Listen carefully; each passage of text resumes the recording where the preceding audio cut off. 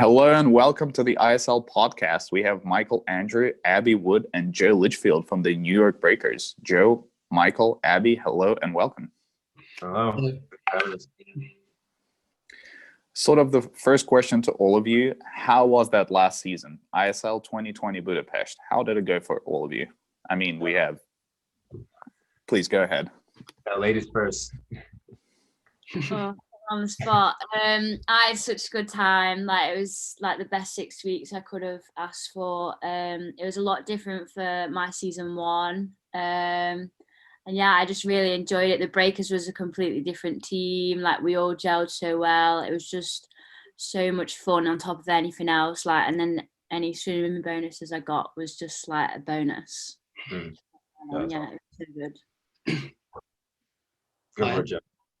Yeah, for me, same. It was just like, obviously, I've had more fun for 6 weeks of swimming like a comp than I ever have there. Like, it was just the team. There was so many like countries on our team. Like, there was like 14. Yeah. We kind of had that like cultural banter. Like, you'd sort of laugh at each other's what we say. Like, I know the Brits got taken the mess out of a lot. Like, just that whole feeling. The team was so happy, and then obviously the swimming came with it. A lot of us swam well. We got some, like Abbie said, bonus on top of the swimming. So I think the whole 6 weeks for me was just perfect, really, for what I was expecting, what I got. Yeah, 100%. I mean, I agree with what both of them said. I don't think there was ever any negatives. Like, there was no downside to being there. I think it was an incredibly well-run event. It was nice to finally compete again because most of us hadn't raced since March, maybe even earlier in 2020. So just the opportunities were huge. And I think to be in a setting where there was so much excellence and fast swimming for such a long period of time was a really good boost as we get ready for the next season. Thank you for that. And I mean, a couple of you guys mentioned the 6 weeks and this being unique for the world of swimming. I mean, absolutely, having so many high-level matches in such a short period of time is unprecedented in swimming. And a lot of the athletes, before we actually started the season, voiced their concerns of the 6 weeks period being too long. I mean, you're away from home for 6 weeks. It's the COVID period.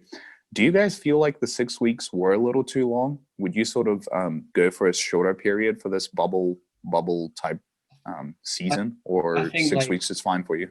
I think it was a really good thing, 6 weeks. I think it is a little bit too long. Yeah. Like, again, but like shorter stints, maybe 2 weeks, sort of like spread over the year. Because I think bringing everyone to one place to then race, it's a bit more exciting, it's a bit different, and I think doing maybe shorter weeks would really like help the ISL. Yeah, I agree with Joe. I think it worked for this year, obviously, because the circumstances were so bizarre. But you do get to a certain point where it's like a lot of athletes still have lives and things outside of ISL that it's hard to commit to a 6 week period like that. So yeah, breaking it up, and it's nice to move around a little bit. Yeah, I think with everything going on in the world, like, I don't think 6 weeks with everything that's going on felt too long, because all the Brits were going home to lockdown anyway, so we stayed out there for the final. But say, like, when everything's up and running again, I think we would have got more homesick than what we did. Like, I didn't feel like I was missing out on anything at home. Like, it didn't feel too long for me, but I feel like in normal circumstances it definitely would have. Yeah, well, I feel like the 6 weeks went by so quickly too. Like, once I got home, there wasn't really anything, like Abbie was saying, we didn't miss out on anything. It's like maybe missed the small weekend hangouts or whatever, but it's like 6 weeks, it flew by really quickly, especially in such a cool group of athletes. Definitely. And I mean, seeing that the vibe your team had, it seemed like you guys were having a great time, especially when, I mean, Peter Timmers was retiring. It was a special moment for the ISL. You guys got together as a team. I mean, it was weird. It was weird to think that I only knew the Brits on the team before I left, and a few breakers from last year. I think I probably knew about 10 people on the team, but then by the end, like, we were really close to everyone. Like, Peter, like, I didn't know him before I came out, and then I was like sad that he was retiring by the time he was done. Like, it was like so nice how close we all got in such a short space of time. Yeah, there were a lot of cool connections made, and I think that was one thing that I really like loved the most, even outside of all the racing and stuff, is just the incredible team atmosphere that the Breakers specifically created. Because I too, like, I got messages from other people like watching. They're like, we can tell that the Breakers are having the most fun out of every team there, and that was pretty cool to see. That it wasn't just something that we felt behind the scenes, but it's like people saw that and were able to engage with it even without being there. Oh, that is amazing. And just for you guys to understand, we launched a ambassador program. It ended up not coming through completely as we envisioned, but it will come to live in the next couple of weeks. But for this, we asked some of the fans to sort of get on board and be ambassadors for the team, represent them in the social media. And your guys' teams was in the top 3 most popular, and people actually wanting to work for and wanting to be a part of. So there you go. Yeah, you guys have overwhelming support. I think the Breakers just have like an underdog feel, that like we didn't have any pressure on us, and then because you're having such a good time, it really just reflected in the pool, and like you could tell us around poolside that we were having such a good time because there was just no pressure. 100%. Absolutely. Okay. And sort of wrapping up on this season that's passed, are you guys actually happy with the performance of your team? I mean, you guys are sitting at kind of a crossroads. From one point of view, you guys did great. You made it to the semifinals. I mean, that's already an accomplishment in itself. But you guys didn't make it to the final. You didn't win the league. Are you happy with what your team achieved? I mean, so I can speak as like part owner and captain. Like, I feel like there was, going into it, we knew coming off of last year what we wanted to be better than. And I think it's with that kind of elite athlete mentality, we always feel like there's more to achieve. There's always something more that we want to kind of pursue after. And so we're happy with the results. We're happy with the improvement, like more wins than last season, higher scoring points. Obviously, we advanced much farther, beat more teams. And so that was great. But also in another sense, we look at where were our weaknesses, where were things that we can improve on. And so now how do we take that and learn for the next season? So overall, huge positive, but constantly looking to get better. Abbie, Joe, do you agree with this? Yeah, I think people didn't really expect anything in the Breakers, and I think we sort of, that people expected, I think, was it DC to beat us. Yeah. It showed that we beat them. And on the schedule that we had, I think, I don't want to go into it, but I think that we had a very tough schedule. Like, I think if you'd have swapped maybe us and Iron, like, it might have been a whole different story. But like we showed when we went up against Iron and Toronto, that we were close to them. We didn't beat them. We nearly beat Iron. I think in other circumstances we might have beaten them. But like, we were getting close. I don't think we ever really found our A team, like, throughout all the events. I think there was a lot of chopping and changing, which didn't help. But I think it was a good stepping stone in the right direction. And I think next year, if the Breakers can get an even better team together again, we could challenge for those like mid-table spots easily. 100%. Yeah, definitely. One season at a time. I like that. You guys spoke about sort of switching up the roster for the events quite a bit throughout the season. Do you feel like by the end of the season you figured out your A roster for all of the events, or not quite still? I think the majority was decided. There were a few. Peter left at the end. Sarah left. They all went home. Yeah. So we had like people that weren't there that were there originally. So still didn't. We might have had fast swimmers in the races, but it still didn't strengthen the lineup because we had less people to pick from. I think we sort of got too close to our best team near the semi, which by the semi it's pretty pointless because the odds were that we were going to come fourth anyway. Right. So there's definitely something to look at there. But yeah, I think for all teams as well, it was very last minute planning, as like the Aussies couldn't come in the end, and the Breakers had about 8 Aussies, which is like a third of the team. I know us in London especially got hit very hard with that, and I think we did really well to get the swimmers we could so last minute, and I think the chopping and changing was a result of that, but I think we did a good job of bringing together such a strong team still. Absolutely. Thank you for this. And Michael, you mentioned working on some of the mistakes you made and improving them coming into the next season. Could you open up a little bit of what you're looking to improve coming into the next season from this season?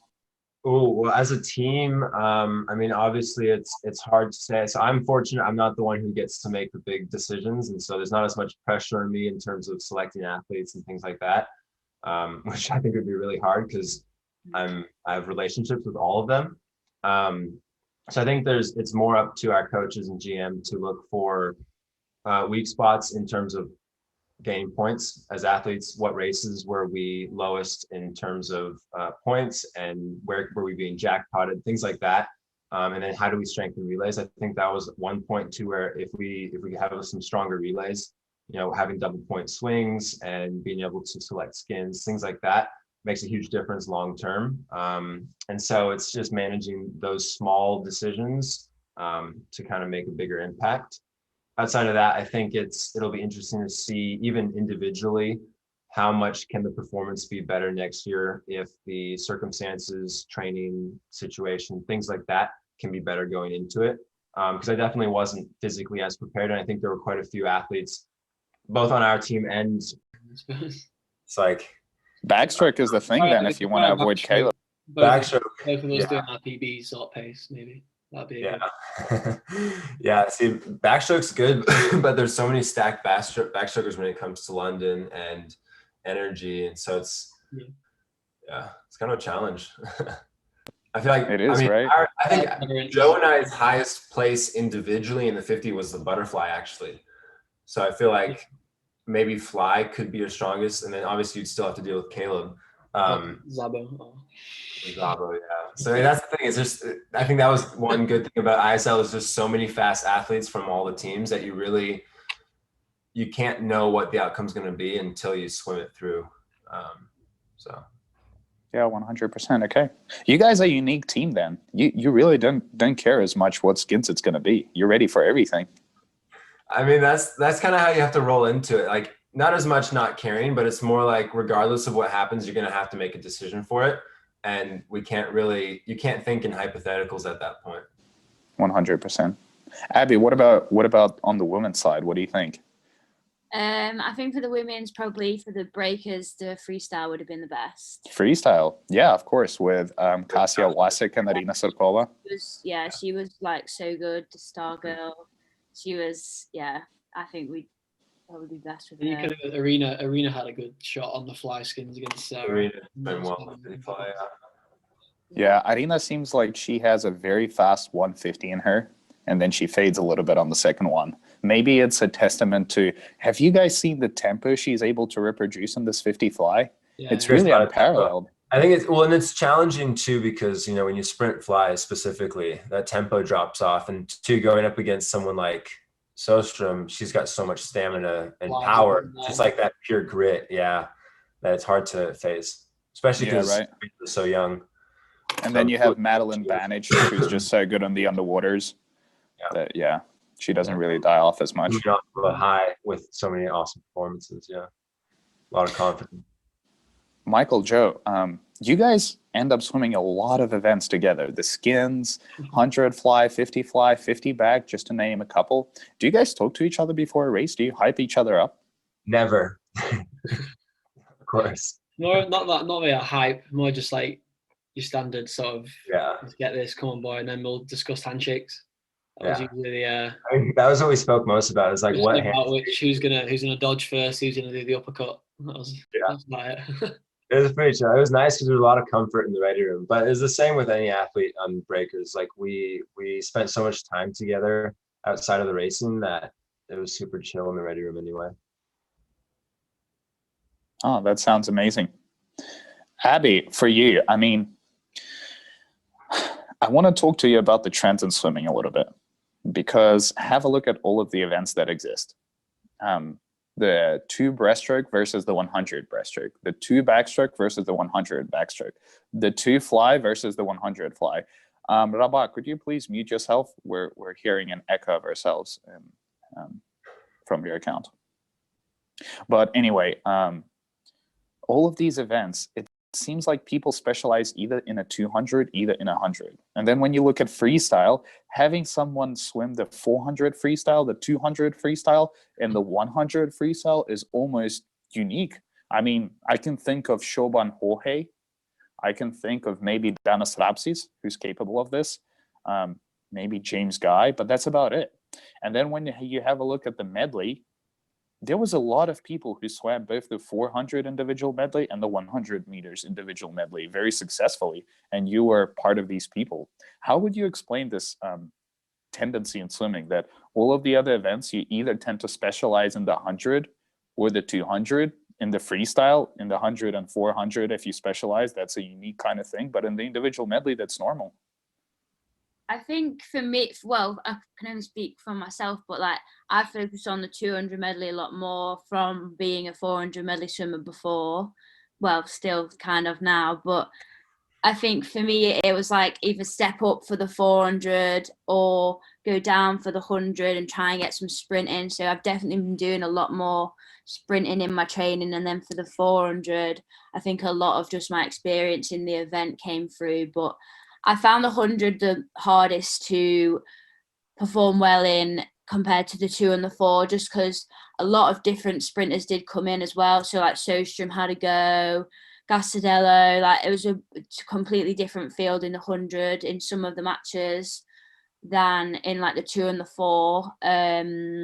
So yeah, I found the 100 pretty hectic, just trying to get each stroke in.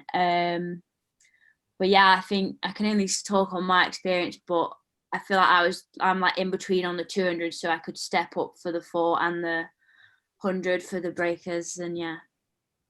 That's good. I think one thing our coach says is that if you have a good 400 and have a good 100, the odds are your 200 is going to get better.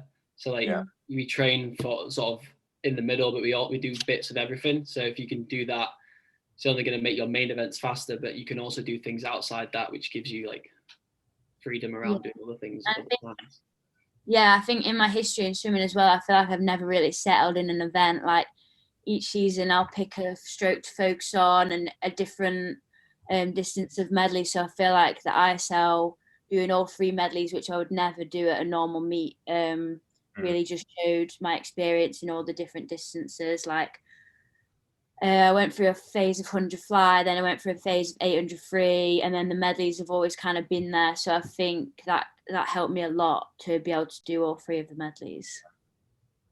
Yeah, definitely. And Joe, you mentioned the 200 IM. How was to swim that race with your brother on that semifinal?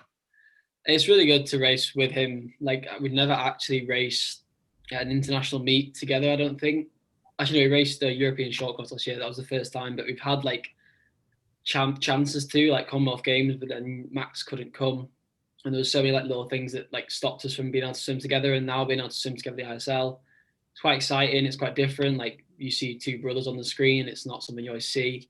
And doing the exact same races is again just a little bit weird, but it was really good to race him. I've raced him my entire life, so it's not weird racing him, but being able to race him on such a big stage, it's quite like a proud moment with a brother. Like you want to be like, you want your brother to do well at the sport, but if you're there with him doing well, it makes it even sweeter. And hopefully we can take in the next 4 years up to 2024, even further, maybe together, hopefully being on teams hopefully doing good things in events that we swim. Yeah, that's cool. Wow, you guys had a very similar response with Max. But sort of jumping off from that, Joe, I know when you end up racing like your best friend, you do want this person to do his absolute best, and you're always happy that he's there with you. But from my perspective, and I know Bruno has a similar perspective on it, it brings a extra level of pressure on you. Because yes, you want this person to do great. Yes, he is your family. But you also want to, because of the similar upbringing, because of the camaraderie that exists between you, you want to come out on top a little bit extra. At least this is the way it works for me, and I believe Bruno as well. Would it be the same for you? Oh, that's me. I think with me, like I've always been the slower brother.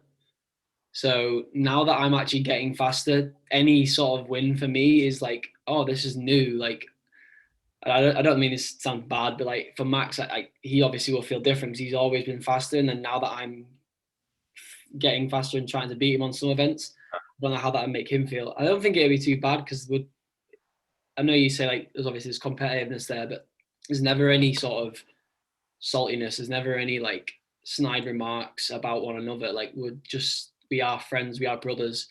But when it comes to swimming, we just race, and we race how you would race like an opponent, and you're respectful how you'd respect other opponents. And I think it's kind of like when he's in the pool, like he is an opponent, he's not my brother. But then we get out of the pool, we'll congratulate each other brothers again. It's that sort of relationship, I'd say.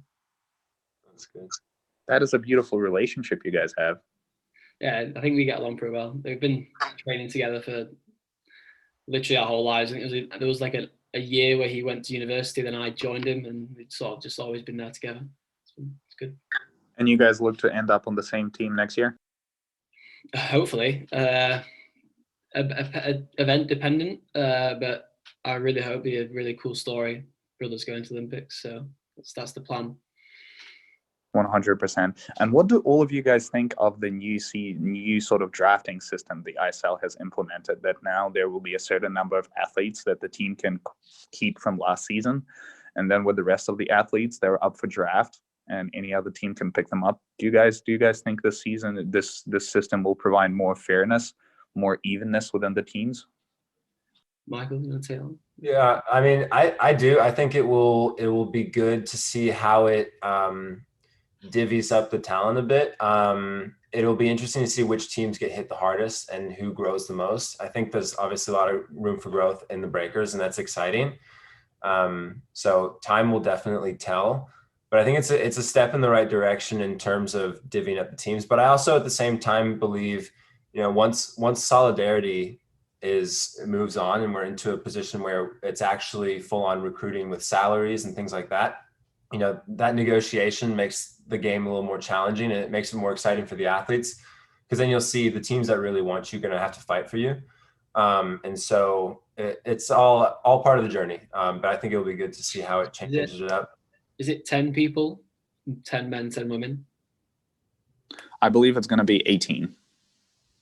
So you choose 9. 18 total. Yeah. Oh, okay. So 9. Yeah, I think that's like I think I heard 10 at some point. I think that's like, it's quite high in a way that like most teams have like a main 9 women, main 9 men that just sort of save them. Like maybe from my opinion, I think you'd like lower the number a little bit and make it more precise. Like the teams keep their main swimmers, and then like everyone else, like maybe there's a few events here, there, and everywhere. They have to go in the draft, and then that's how you'd really like mix up the teams year in and sort of keep that fairness in. Yeah, definitely. Thank you. Abbie, do you agree with this? Yeah, I think it'll mix up the teams, especially with, isn't it like reverse order of who gets to pick? So like your Aqua pick first. Yeah, I think it would like help them teams a lot, and then maybe hit the higher teams harder, making it a bit more of an even playing field and make each season less predictable. Because say if you went in with the same teams for next year, you'd automatically probably be able to pick like the 4 teams that would make the final. There'd be like 5 or 6 teams that would be like they've got a chance to final and the rest haven't. So I think with the draft it will make it a lot more even. Yeah, I think it's good for them. Yeah, it'll be good. Actually, something I'm just thinking of now is it also still comes down to the athletes, because obviously an athlete can decide to decline or accept an offer type of thing. And so I think it's up to the athletes to have a new mindset going into the process, being like, okay, like if I want to be a star on a team, I shouldn't look at this negatively. Like, oh, like I think what I'm trying to say is I don't want athletes looking towards a team and thinking, oh, they didn't do this last year, so why would I want to be on that team? I think there's got to be some more optimism and kind of like, let's build a team and be stars versus being just another pawn inside of Energy or the Top Gun teams, because everything's going to look different. Yeah, of course. And we actually had the discussion with quite a bunch of teams now discussing this. And a lot of the teams some of the teams that didn't even make the semis, they mentioned that they find more pride and more satisfaction with seeing the teams they were initially associated with, especially for the guys that raced in season 1, than potentially joining a team that has better chance of winning the league as a whole, because they want to be a part of something that grows. Yeah. and something that develops. Is it the same for you guys, kind of? Well, yeah, I'd like with the breakers, I'd be going back to a team that's like a family and everyone I know. And say if I went to a new team, I'd know no one, and I'd feel like I'd be back to swimming for myself again. And now with the breakers, you feel like you're swimming for the team. And yeah, I think some swimmers will think twice before moving to bigger teams because they wouldn't want to leave the team that they've built together. So yeah. That's awesome. Yeah. Maybe Yeah, I would like to 100%. jump on. Maybe I would like to jump on that because about the practice. How is it compared? During the ISL, we saw all of you practicing as a team, and it was quite amazing to see the spirit. And now you're back at maybe practicing by yourself, or how is it the energy here for practice itself, more specifically?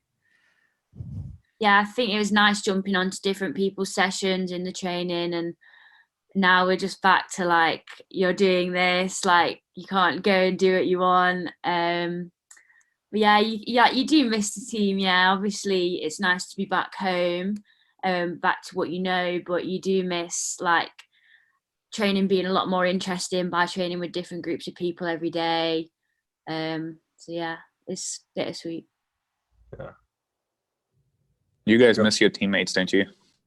Well, so for me, it's different because I don't have any teammates at home. And so my entire career, I've been used to just training on my own and being very internally motivated.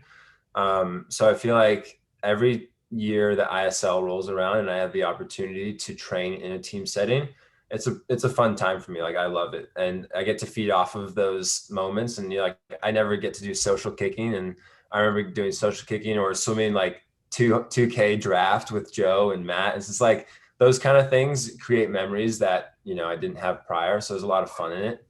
But at the same time, it's like, I understand this is a season now for being on my own training. And there's a season inside ISL, which is really good. And it's a healthy balance. Yeah, it's making like an individual sport a lot more of a team sport, which is really Right. Yeah. Did you guys have a lot of team practices during the ISL bubble? Like meaning that you don't train at the same time, but you actually have a very similar session or maybe a team warm up. How did that work for you guys? We did like relay takeovers. So every now and again we'd come together and do like 1,000 warm up, everyone together. One of the coaches would lead that. And then we'd do relays for like 15, 20 minutes. And then you'd go off and do your own session. That's probably the only time we came together fully as a team. Don't know what you say. But even then, like even on the normal train every day, there was still like clusters of different people that we would train with. Like 4 or 5 different groups. Yeah, so like we were technically always training as a team in like your little clusters, and then like Joe said, once before every match we'd come together and do takeovers, and yeah, it's nice. Definitely. Yeah, and the groups are typically like event specific or athletes that come from a certain background. They kind of stuck together, which is good because it helps them get through that. Yeah. What is your opinion on that, by the way? Because we had a bunch of teams, for example, Energy Standard, that had an individualized practice for every single athlete. LA Current was much of the same deal. And then we had teams like the Tokyo Frog Kings that had quite a large number of sessions where they actually trained all together, all of them. The mid-D guys, the sprint guys, all of them in it's probably just different cultures. I know like the Japanese culture is very much I've seen like I've been untrained out there, they like to do things together. It's like very much like a group environment. And then like with the other teams, it could just be based on like they want to do their home program while they're here. But I think on the breakers, like we got sent a plan by our coach, but like we had a coach out there that we knew. So like our coach Dave trusted Mark to like write us sessions, write us what we needed. And then we'd obviously work with Mark to change things that they want to change. Right. And people, like, if they wanted to change it, they'd jump in on our session, or we'd like do something a little bit different. Like there was just flexibility there. And I think having that relationship with all the coaches, having the relationship with all the swimmers really helped sort of that flexibility, just sort of bring a happy vibe rather than actually being really strict and sort of do your own thing. Yeah, I think I'd drive myself mad if I had to do every session on my own for 6 weeks. I didn't know other teams were doing that. Yeah, but that's interesting. Who does that every day, Abbie? What did you say? Wood Michael does that every day. Yeah, I don't know how you do that. I would literally go mad. And It's what shorter. about It's fast, all racing. The stopwatch is my training partner. Yeah. Is that And- tough and for you, what- Michael, by the way? Just sort of not having a training partner all the time? Or I don't know. Recently, it's kind of this is like the first season where I've been more interested and excited with the idea of having training partners. I've kind of always had the mindset that a lot of the times a training partner could be a distraction, more just because the way I train so specific to the way I want to race, that if the guy I'm racing is pushing me too fast or is just a fraction too slow, it ultimately will code wrong movements and could make me slow in the future. So it's one of those, it's like a fine balance, but there's definitely certain scenarios where it'd be nice to have someone in the pool where, you know, okay, I'm not grinding through this set of 90/50s on my own. And, you know, it just kind of, it makes the pain a little less because you've got someone to push. You know, I believe iron sharpens iron. So when there's other guys working with you, you guys are able to push to a new standard. And I've seen that in training camps and then even training with the breakers. It's like, there's sets where I wouldn't have pushed as hard if I was doing it on my own. Do you think like ISL's giving you like a taste for having training partners and now you Yeah, for sure. No, 100%. Because you know, even we do team trips prior, like with national team stuff, is like it's still very individual because you're there for a medal and stuff. But with ISL, it gives me a lot of freedom to be like, okay, I have an opportunity to experiment with something new, try something different, whether it works or not. Yeah, Thank and talking about your training, guys, Abbie, Joe, and Michael. I mean, you had, in my opinion, a great season. Michael getting that victory in that 100 IM and being very consistent. Joe, I mean, you improve a lot, and Abbie, you are one of the top performers of all time in the 2 IM right now, and also in the 400 IM. So, what did you guys do prior to the bubble in quarantine, for example, because young swimmers, for example, like me, want to know in order to get better, maybe? I don't know. I think with like the Olympics being postponed, I think with an athlete, you could either go two ways. You could see it as an opportunity that you've got another year, or you're like holding on for another year. And I think, especially in quarantine, when I think we had like 9 weeks out of the water altogether in the UK. I think it definitely made you either realize you miss the sport and you're doing what you love, or it's not for you anymore. And I think I just found like a new passion for the sport, and I think a lot of people would say the same. Yeah, that's good. Yeah, I mean, my focus and training stayed the same. But like Abbie and Joe and really all the other athletes around the world, is we had a lot of hurdles to jump over. And so I was out of the pool for a few months, and really I just focused on activities. And so, you know, I grew my community here, had awesome relationships, played a lot of volleyball, surfed a lot. So I stayed in the water, but just not in the pool. And so it was weird. And I think when it came time to race, I had a lot of top end speed and power, but you can't really replace that swim endurance with anything else. And so I think that's one of those places where I really lacked in training, was I just didn't have the same amount of time in the pool. And so, you know, you learn a lot from that. And now I'm able to kind of get back into the grind and focus on, okay, I need to, if I want to finish a race, I'm going to have to work on finishing it in pool training. I can't really be distracted by things outside of it. Yeah, definitely. Thank you. Thank you. Same for you, Joe. I can't remember the question. Can you repeat the question? I feel like I've lost what Michael was going on about then. It's just about training. Like, what was your training like going into ISL, right? Oh, okay. Yeah, I think similar to Abbie, like obviously we had 9 weeks off, but then we were quite lucky to get back in so soon after lockdown. And we managed to do actually like a very hard block of training. And then we did like a summer race stand-up thing, and then had a few weeks off, and then came straight back. And we were literally within a week back on it in the pool every day, and like mid-September. And we were just like looking at the date, and you're like, I'm never used to like pushing myself this hard in September. And I think we were actually very well prepared. And I think it showed in some of the results. Yeah, it's definitely as well. and You're kidding, guys? Of course it showed in the results. It's awesome. With this being said, all of you guys had some time off of swimming during quarantine, right? Starting March, ending September, in this time period, everyone had time off of swimming. For our audience, can you select 3 of the best activities when you can't swim, counting out strength and conditioning and counting out stretching, just to keep yourself in swimming shape? Oh, keep yourself in swimming shape. I thought you meant lockdown. Yeah, Cool. we bike a lot. Yeah, we biked a lot over lockdown. We got given like watt bikes, which really helped sort of fitness. That's good. Yeah, cycling's huge. I did a lot of cycling as well, more on the road, which is a little more dangerous. Don't get hit by cars. Nutrition. There you go. That's one. Good nutrition. Yeah, picking up on sleep. Yeah. Yeah, a lot of rest. It was actually nice. I don't think since I've started swimming, I don't think I've had more than like a month out of the pool. So to have like 8 or 9 weeks, maybe more, it was a nice time to have like your mind switch off a bit. Yeah. I mean, I was fortunate enough to have the ocean so close, and I've always been very active outside the pool, and so we did a lot of prone paddling and things like that. That was relatively swim specific, so it translates kind of.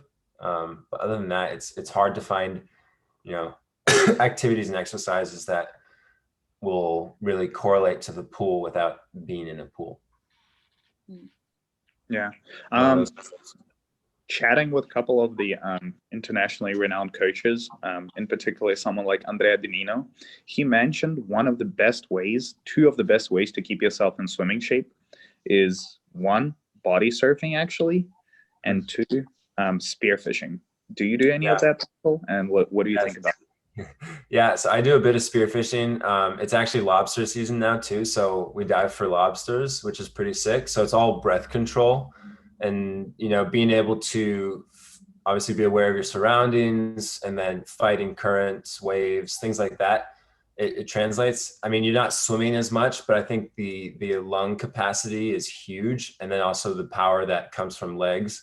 Because typically when I dive, you have to swim with like a 40-inch spear. So it's a big spear, and we don't take boats or skis, and it's all shore dives. So from the beach. So we have to kick maybe 200 meters out against the waves, diving down 30 feet. And then if you catch anything, you got to swim all the way back in. So there's a lot of, physicality that goes into that, which is something I love. I love being in the ocean, but it's definitely not for everyone. It's a little nerve-wracking when you dive down there and you can only see 3 feet in front of you and it's green and murky.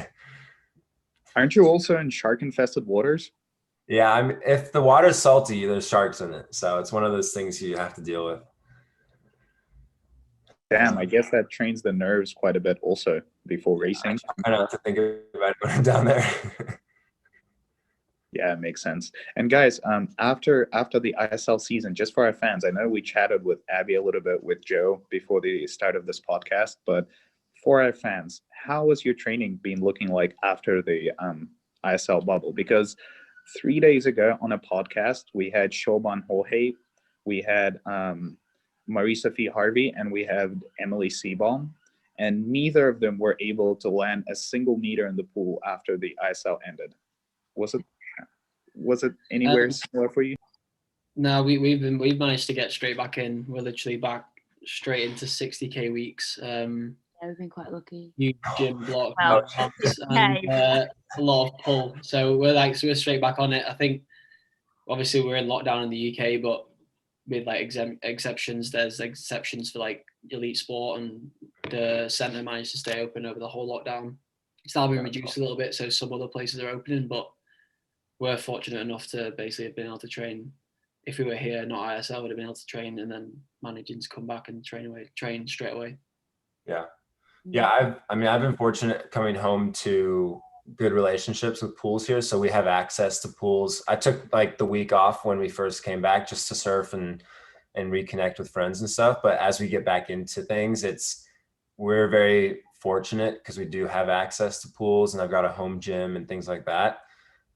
So can't say the same for us, but now it's like kind of in the same position as Joe and Abbie, is like we now go back to creating that base, really just grinding it out, getting ready, because we really never know what's going to happen, and the only thing we can do is be prepared.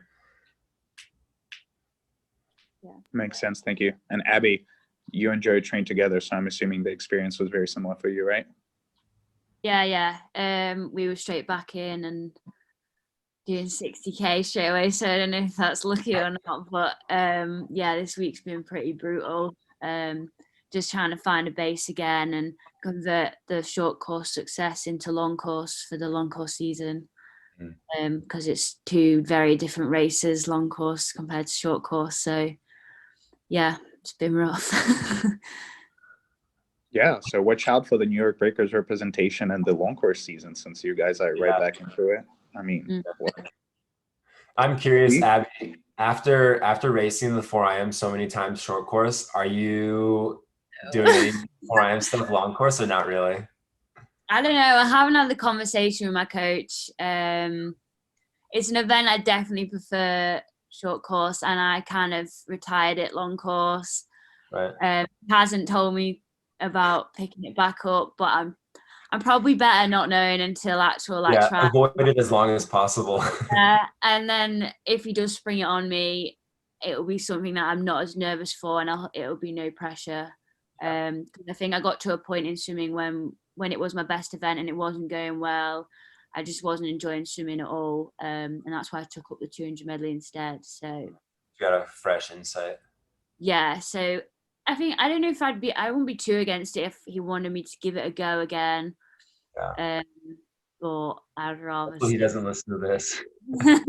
I'd rather stick to the 200. I think I'd enjoy it a lot more. Yeah, same. That's an event I'm starting to train more for, the 2IM. But coming from a very different perspective and background. Yeah, you're going up. Yeah, I'm coming down. It's quite nice.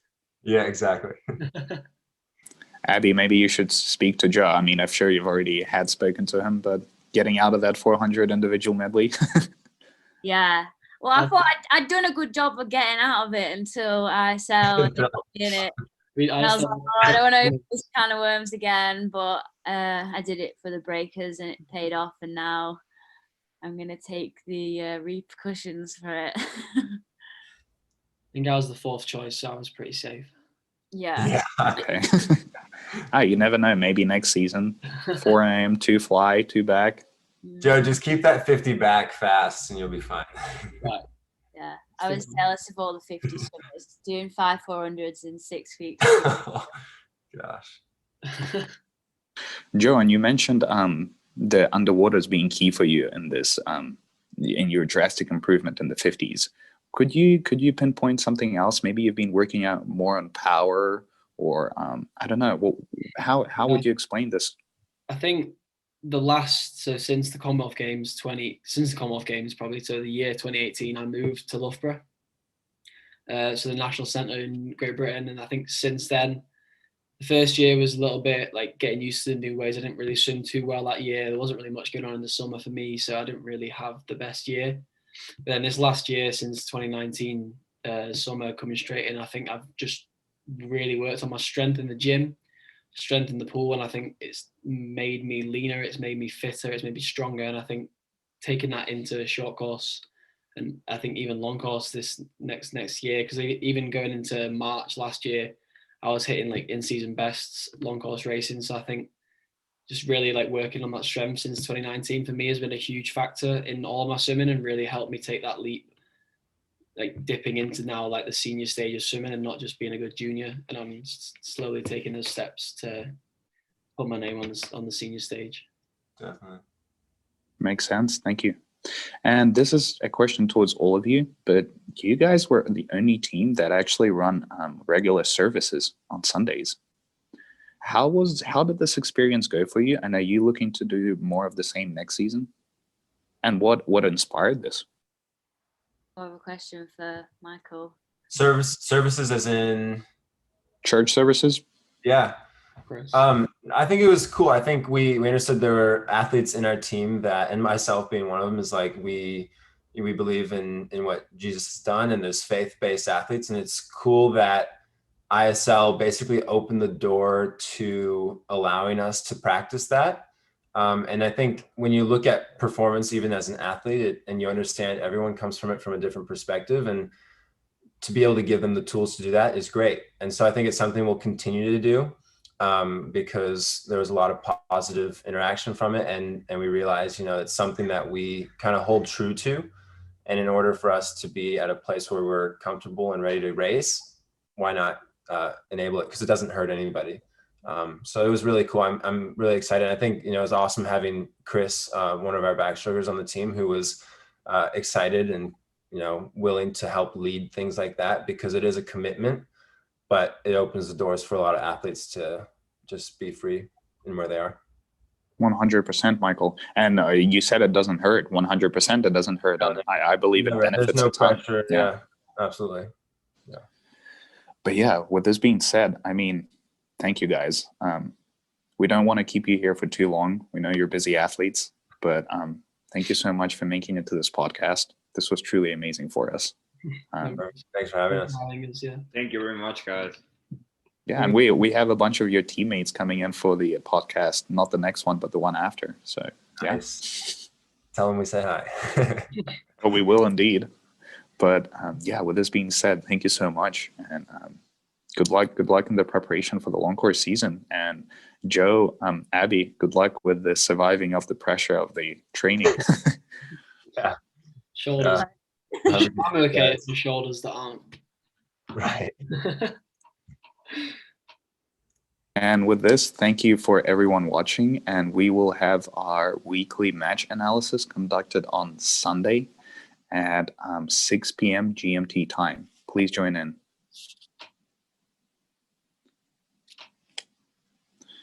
All right.